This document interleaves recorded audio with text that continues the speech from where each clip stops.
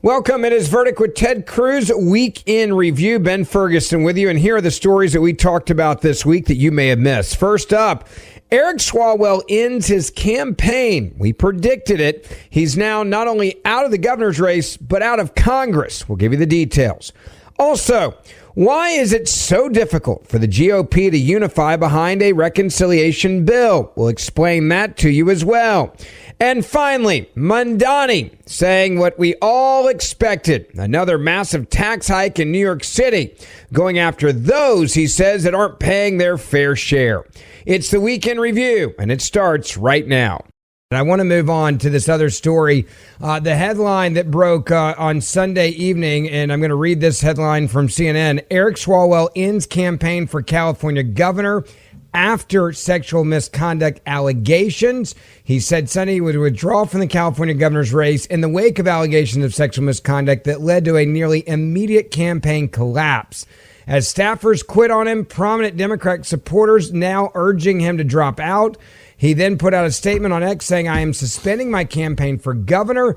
To my family, staff, friends, and supporters, I'm deeply sorry for mistakes in judgment I've made in my past." Then he says, "I will fight the serious false allegations that have been made, but that's my fight, not a campaign's." After that, we found out even more about what's happening, and that is the Manhattan District Attorney's Office has opened a criminal investigation into sexual assault allegations. The key claim is a former staffer alleges assault in 2024, apparently in New York, and another earlier incident in 2019.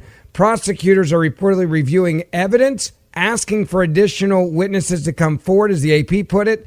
And that is the most serious legal exposure right now because it could lead to criminal charges. And then you have multiple sexual misconduct allegations. At least 4 women have accused Swalwell of misconduct ranging from sexual assault, rape allegations, unwanted contact, sending explicit images, and one alleged allegation claims the accuser was too intoxicated to consent.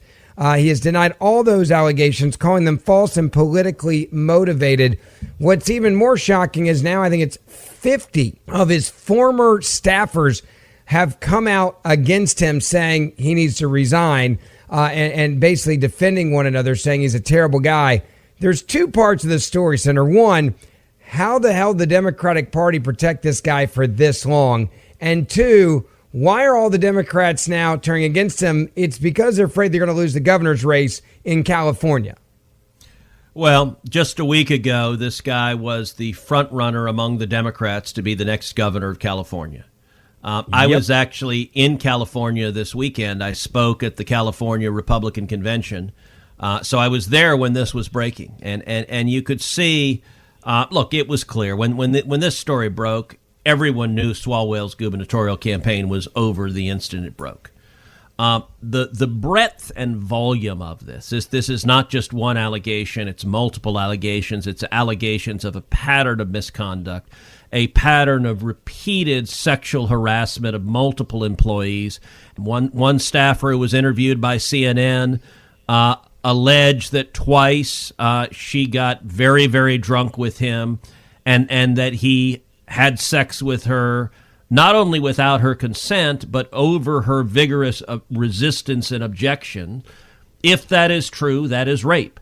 That is criminal conduct. That is criminal conduct for which anyone who commits it should be prosecuted and go to jail. There are a number of points that are obvious. Number one, this was so widespread to see 50 Swalwell staffers come out against him. Strongly suggest everybody knew. Now you asked me right before we recorded this pod, did I know this? Look, to be honest, I don't hang out with Democrat House members. I'm not particularly privy to the gossip among Democrats. So the rumors are true that you alienate yourself from Democratic radical House members. I'm glad we cleared that up. Those are not my peeps. So I have no idea what the gossip was about this guy, but given how widespread this is, the allegations, I think it is impossible that it was not common knowledge, that there were not a lot of Democrats who knew this guy was doing this, that this was a pattern of conduct. And that suggests that they all covered it up. They all looked the other way. When he was an attack dog, attacking Republicans, attacking President Trump, attacking Brett Kavanaugh. They were perfectly happy to have him be the attack dog. And you're right, what has changed is the Democrats are in a panic because you've got multiple Democrats running for governor in California, and you have 2 Republicans running for governor in California. And California has this weird jungle primary where there's not a Democrat primary and a Republican primary. Everyone runs on the same ballot, and the top 2 vote getters make it to the general election. And so there was a possibility, not a likelihood, but a possibility that the top 2 vote getters could be the 2 Republicans. And I will say for Democrats, their heads would explode if they went to the general election and it were 100% certainty that the next governor of California was going to be a Republican. But there were multiple polls that had come out that showed the 2 Republicans as 1 and 2. And part of the reason is that you had multiple Democrats splitting the vote. And you had Eric Swalwell and Katie Porter, both a former House member and current House member, slugging it out. You've also got Tom Steyer, the billionaire who is spending millions and millions of dollars trying to buy the nomination. And so you had Democrats splitting their votes. That was helping the Republicans. And suddenly, I think Democrats saw a partisan value to getting rid of Swalwell, and they took him out ruthlessly. Now, Ben, I want to point to you the tell. You can tell any Democrat if they're just being a partisan hack by the following tell. Are they calling for him to suspend his gubernatorial campaign? Yep. Or are they calling for him to resign from Congress?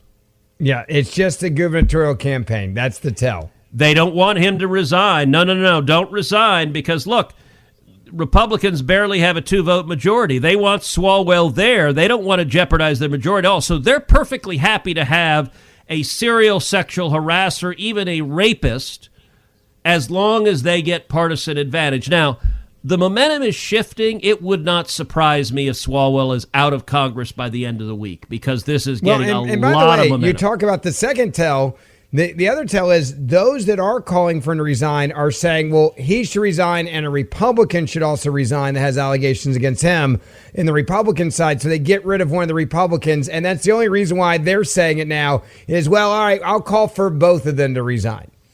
Look, and by the way, I could see that potentially happening. The Republican, the facts around him are really pretty ugly. He's not running for re-election because they are so ugly and disturbing.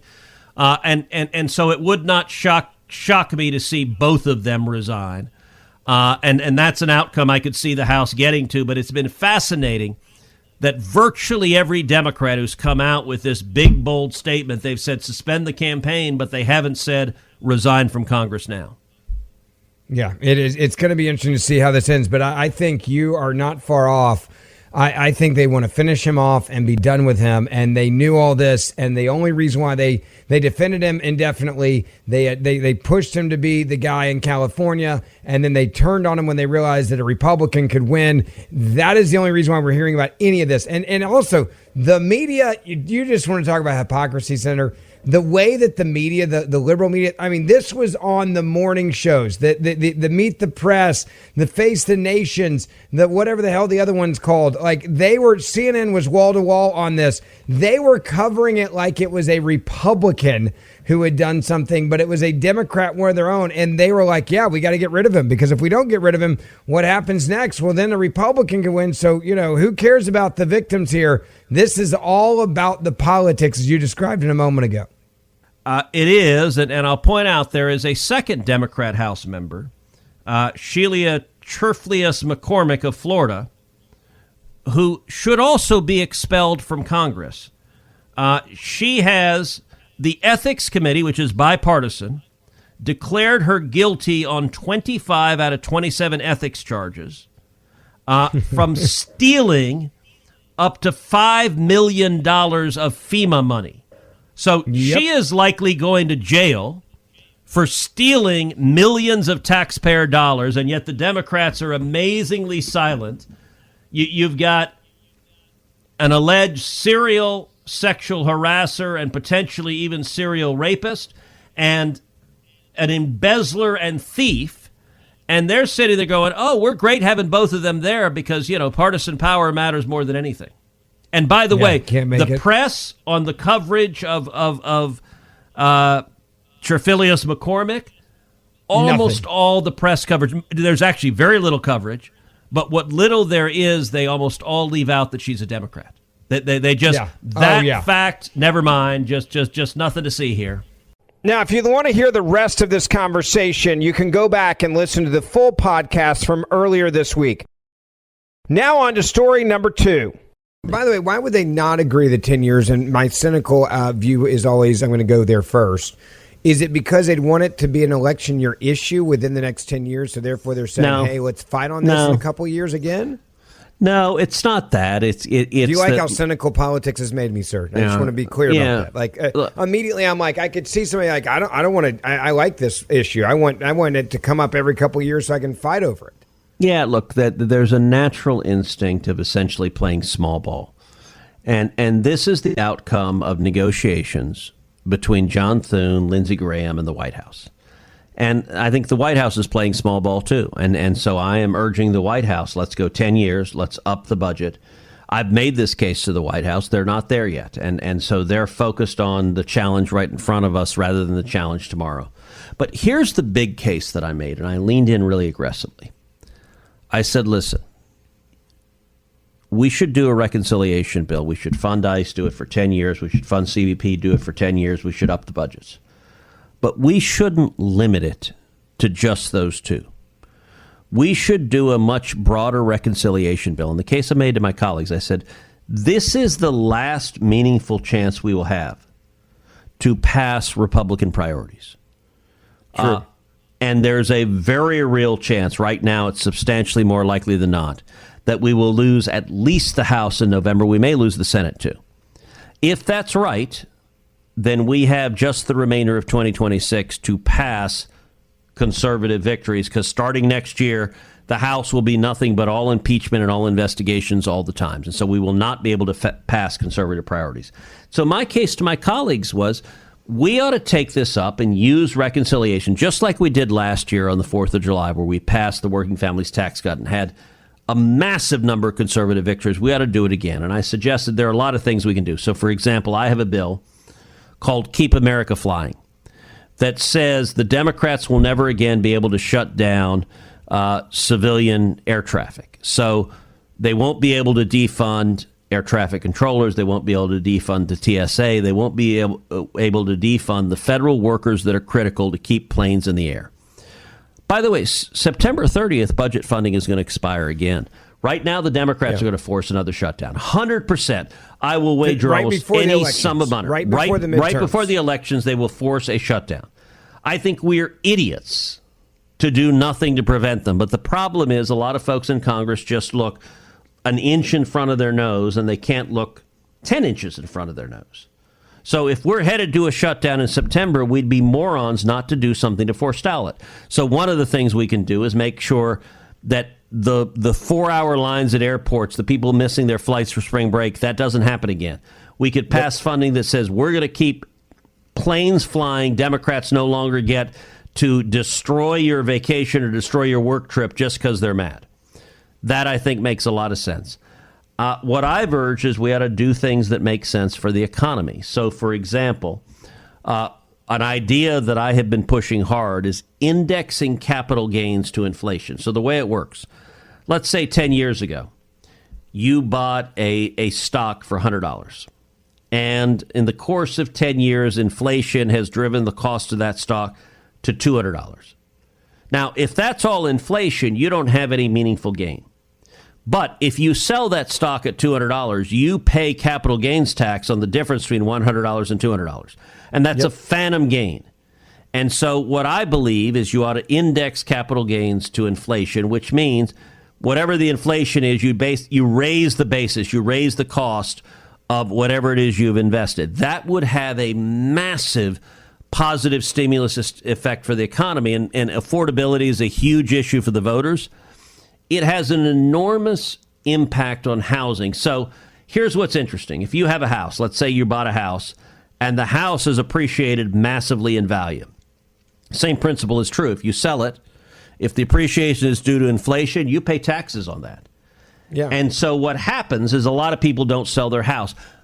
When you die, if you pass your house on to your kids, the basis steps up, which means your kids take it not at the cost you paid, but whatever the cost is when they inherit it. So that capital gains tax disappears when you die.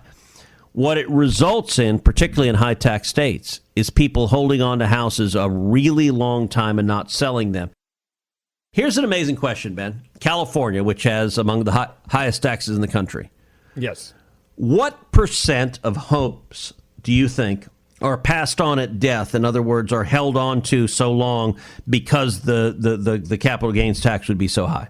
I'm gonna totally guess. I would say at least 40%. Now I may be wrong, but I know people that that's how they got their parents' house for the same reason you just described it. So you are wrong. That's a little too aggressive. It's about 25%, but 25%. Which is still insane, by the way, because like in Texas, what is it? 3%, 4%? It's much lower. I don't know the Texas number, but it's much lower. And the consequence. Let's say you have a family that has a bunch of kids. They buy a big house and they raise their kids in it. And then their kids graduate, go off into the world, and you've just got an older retired family. Now, like an older retired couple doesn't need a big house with a bunch of bedrooms. Yeah. In a normal world, they would sell that house. They'd put it on the market, and they'd buy a smaller little townhome or condo. They'd buy something that is more appropriate to their stage in life. But especially in California and other high-tax states, they don't do that because their tax bill would be huge. So the effect of this would be to lower the cost of housing for people that are buying. What it means is a young married couple that wants to buy that first house, if there were more houses on the market, it would drive the prices down and they could afford it more. So that's an example of something we can do. I also suggested we could plus up the school choice provisions. We could plus up the Trump account provisions. There are lots of things. Ron Johnson has advocated for the Shutdown Fairness Act. Which says that, number one, when there's a shutdown, all essential workers will be paid. Number two, there's another bill that says we won't have shutdowns. In the case that you don't have funding, you will continue at the prior levels, or maybe you'll ratchet down slightly. My point, look, when I stood up to my colleagues and I said, listen, I am not today advocating for any one particular policy. And I told them the story. So back in 2018, we had a Republican House, a Republican Senate, and we had a Republican President, Donald Trump. And in August of 2018, I gave a presentation to the Senate Republicans, and it was a PowerPoint. It was about 50 pages long. And I called it Carpe Diem, Seize the Day. And I went through in the last 100 years what had happened every time the Democrats had the House, the Senate, and the White House. And they passed fundamental transformations of this country. They passed the New Deal. They passed the Great Society. They passed Obamacare and Dodd-Frank. Like when they have control, they push the pedal to the metal and they floor their socialist left-wing plans. Republicans, we are piddly. We don't do nearly as much. We did the working families tax cut. That was a big, big victory. But we haven't done a whole lot since then. And the case I made in 2018 is I said we ought to take up another reconciliation. It was the vehicle for the biggest legislative victories we have. And I had a chart that I put together of like 50 bills that different Republican senators had introduced. And I said, listen, I'm not being crazy. I'm not saying we should pass all 50 of these. I'm saying let's pick 5. Yeah. My case was not we should do something specific. My case was simply we should do something. And I turned to my colleagues. I said it when I said it in 2018. I talked in particular the class of 2014. There was a big class. 9 new senators, Republicans, were elected in 2014. And I said, listen, you guys, if we don't take this opportunity, we had 183 days left in the Congress. This may be the last opportunity you ever get to pass meaningful legislation. If we lose the House, you're done. No more legislation. Forget about it. If that's the case, don't we have an urgency to do something? And as I look back at my entire tenure in the Senate, the most indefensible legislative decision was Mitch McConnell's decision in 2018 not to take up another reconciliation. And I fear that we're repeating the mistake. And by the way, So look, for the last couple of months, I have been searching around for how do we do another reconciliation. I've been making this case for a while. But I've said what we need is a tent pole. What do I mean by a tent pole? I mean an idea that is big enough, that is bold enough, that is important enough, that it will unify 50 Republicans in the Senate and 218 Republicans in the House, because we have really narrow majorities. So you've got to have something big enough that everyone gets behind. And then you can have other provisions carry along if you have a tent pole. In my view, ICE and CBP are the tent pole. There is not a Republican. I don't care if you're the most rock-ribbed conservative or completely squishy mod. No Republican wants to vote against funding ICE and CBP. Yeah. That is a tent pole that can carry the rest of it. And so that's the case I'm making to my colleagues. Right now, the White House is not on board. And my intention is I'm going to make this case to President Trump directly. I have not done so yet. Today was the beginning of it, making it to my colleagues in the Senate. But I think this is a decision. Do we swing for the fences and get victories, economic victories that we can campaign on and win elections in November? Or do we play small ball? And by the way, one of the things that leadership is saying is, no, we'll do another reconciliation after this. Well, you know what? The next reconciliation will fail. Because without a tent pole, without something like ICE and CBP, you ain't getting 50 and you ain't getting 218, because the Republicans will scatter on all sorts of different grounds. So you've got to have something big enough to bring them together, and then we can win real victories. That's the case I'm trying to make to my colleagues. Yeah, it's going to be really interesting how this plays out. And you're right. I think Americans are like, what are you doing for me right now? I wish all the Republicans would understand that and be bold like you described it. We'll see if that happens. Otherwise, some of your colleagues may not be your colleagues after the election this coming November. And Ben, by the way, one of the things that I'm also urging my colleagues to include is election integrity, to include as much of the Save America Act as we can. Amen. Now, it is limited because of reconciliation. There are rules under statute as to what you can include in reconciliation.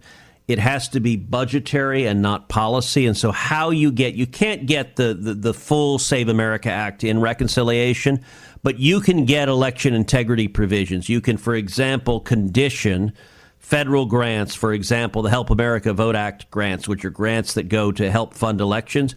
You can condition those on election integrity. You can condition those. You can take those away from sanctuary cities. So I'm arguing we ought to be using, let's take this opportunity to pass legislation that Republicans agree with. Let's win victories. Let's not give up the chance to win victories.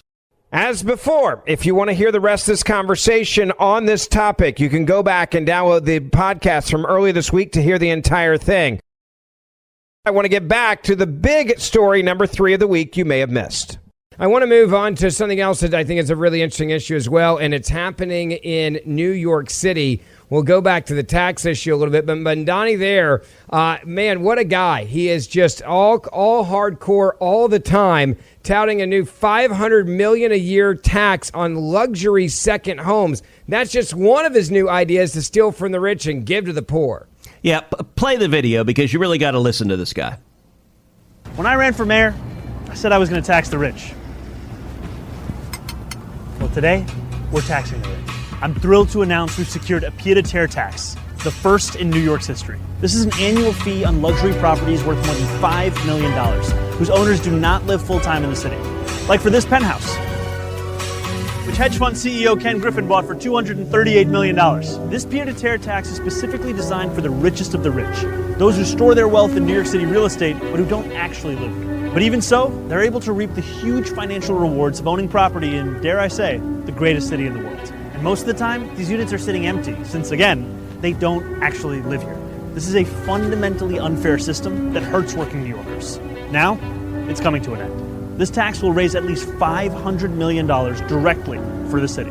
It'll help fund things like free childcare, cleaner streets, and safer neighborhoods. As mayor, I believe everyone has a role to play in contributing to our city, and some a little bit more than others. Happy Tax Day, New York. If you're trying to run every person out of New York City that has any amount of money, this is a plan to do it. But I don't think he minds doing that because he's also obsessed with free rent and rent control and having rents come down and saying, I'm for the poor guy, not the rich guy. So if you haven't actually watched that video, you should watch it. Mamdani is so gleeful. He is smarmy. He is snarky. This is vengeful and vindictive. And understand, this is what the left is. They hate people who are successful. Look, there's a hypocrisy. We talked about Tom Steyer as a billionaire. There's a hypocrisy because they're also funded by the rich. But at the same time, Ken Griffin, who he attacks by name, happens to be a Republican. That's not an accident that he's attacking him by name. That was on purpose. And I got to say, by the way, number one, the vindictiveness of him to go after that. There are a whole lot of people that saw that and picked up the phone and called a realtor and said, get me the hell out of here. I'm headed to Texas. I'm headed to Florida. And I got to say, let's just take Ken Griffin. Look, I hope Ken Griffin, number one, sells the damn place. Yeah. But number two, I just pulled out my phone and I Googled. Ken Griffin is the CEO of Citadel, a big financial firm. I just Googled, how many people does Citadel employ in New York City? And the AI overview that came up said, as of late 2025, Citadel employs approximately 1,300 to 1,500 people in New York City. The headquarters is in Miami. They moved from Chicago down to Miami. A lot of people moved there for this exact reason, by the way. I have friends that moved to Miami because when COVID happened and then the taxing stuff, it was a 1-2 punch, and they were like, let's get the hell out of here because they're sick and tired of paying these taxes. There was executives said, I want to work for you. I don't want to work for you in New York City anymore. Look, I hope Ken Griffin decides to close Citadel's New York office and move all 1,500 employees out of New York City, because apparently Mamdani thinks people that run companies and employ 1,500 people are not doing anything beneficial for the city. Instead, they're villains that he wants to gleefully attack. And I think it would be a beautiful response. And by the way, look, Democrats did this to Elon Musk. You know, Elon used to have 7 homes in California. He employed thousands and thousands of Californians, and Democrats hated him so much. Look, during COVID, when we had the COVID lockdowns, I called Elon on the phone. He was still a Californian at the time. And I said, Elon, come to Texas. California, they're a bunch of communists. They hate you. You're not a communist. And there was actually a state senator in California who tweeted, if I remember right, she tweeted, get the F out to Elon. Yeah. And you know what he did? He came to Texas, he moved to Texas, and he moved Tesla to Texas. He moved SpaceX to Texas. He's moved his companies to Texas. He's moved the jobs to Texas. And by the way, Texas is booming. Elon is employing a lot of Texans with really high-paying jobs. This is, Mamdani is trying to, his zealotry, you watch this video, and if you can get out of New York City, you will. But here's Mamdani telling you that he just doesn't think anyone will leave. Give a listen to Mamdani explaining his views. And so for all of the discussion of the imagined exodus that would take place were we to tax the wealthiest New Yorkers by the appropriate amount, I say imagined because before I was a mayor, I was a state legislator, and I was part of an effort to increase taxes on millionaires at that time. We were told the same thing then. And what we find now is that we have more millionaires today than we did at that time, even after having passed that tax. And so for all of that conversation about this imagined exodus, we have to reckon with the very real exodus that we are seeing in the city. An exodus of working class people. An exodus of those who cannot afford to live here. And for many who work here, who now find their residence in Jersey City or in Connecticut or in Pennsylvania, anywhere else where their dollar can go a little bit further. And we've seen just in a snapshot from 2000 to 2020, the city lost 200,000 of its black residents. That is the cost of inaction. And so that also speaks to the urgency of this conversation and this advocacy, and it is a representation of the fact that while this is a global issue, it is also very much a local issue here in New York City. I love the globalism aspect of this, right? It's like, well, I mean, it's a global issue too. Like, let's spread this globally, but it's also a New York issue. I when they say crazy things like this, believe them. This is what they believe. And understand, when he says it's a global issue, he means he wants to take money from all Americans and give it no to where you are. people in other countries. He wants to redistribute the wealth within America. Then he wants to redistribute America's wealth to everybody else, because every other country on planet Earth is poorer than the United States. And most are much poorer. In fact, there was a recent poll in the United Kingdom where they asked British people where they thought the United Kingdom ranked versus U.S. states in income per person. And what do you think Brits said? What is it? So they answered that they thought they came in seventh, that the UK income in the UK was wealthier than 43 states. Do you know where they actually fall? Where are they? Dead last. Really? The United Kingdom has lower income per person than every single state in America. Number 50, I'm sorry, is Mississippi. That's right. Mississippi is 50. I'm glad you pointed that out, though, but it's still ahead of the UK, so we've got that. It is. And by the way, when British people find out the truth, 27% are shocked, 22% are concerned, 15% are disappointed or embarrassed, and only 14% are motivated for change. Look, that's it. Mondani, he means it, and I will say it's interesting contrasting his comments with Kathy Hochul, the Democrat governor, who we talked about in a prior podcast. We played her pleading with wealthy New Yorkers who have fled to come back. And she says, come back. Why? Because our social programs are super expensive, and we need you to come back so we can tax the hell out of you to pay for the spending that I want to do. And it literally is, I don't think there's one human being who would be persuaded by that argument. But I do want to say one thing to wealthy New Yorkers who don't like the new taxes that are coming. If you vote Democrat, stay and take your damn medicine. If you vote to put these clowns in office, you are not welcome in Texas. Don't come to our state. Don't bring your disease to us. Look, Steven Spielberg, he fled California to get away from Gavin Newsom's wealth tax. He moved to New York City. Well, you know what? Spielberg, stay there. Enjoy the new taxes. If you wanted to go from one communist to another, that's fine. But don't come to a red state if you're going to vote for this garbage in our states.